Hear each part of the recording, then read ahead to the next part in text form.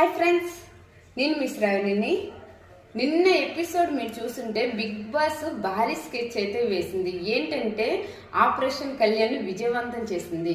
ఎందుకు అంటే యాక్చువల్గా చూసుకుంటే కళ్యాణ్ గారు దూసుకెళ్ళిపోతున్నారు ఓటింగ్ లో.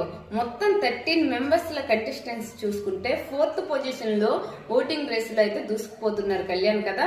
ఇలా అయితే ఎలిమినేట్ చేయడం చాలా కష్టమని భారీ స్కెచ్ వేసింది. ఎలా అంటే నిన్న 2 వీడియోస్ అయితే చూపించారు. కంటెస్టెంట్స్ అందరికి ఒక వీడియో చూపించారు, సింగిల్ గా తనుజ గారికి ఒక వీడియో చూపించారు.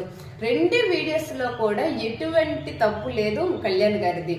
ఎందుకంటున్నంటే మొదటి వీడియో మీరు బాగా చూసుకుంటే అక్కడ సంచలక్ ఇమాన్యుల్ తప్పు ఏంటంటే ఎవరైతే టోటల్ బాడీ వస్తుందో వాళ్ళైతే విన్నర్స్ గా సంచలక్ ఇమాన్యుల్ ప్రకటించారు. దాంట్లో తప్పేముంది కళ్యాణ్ది?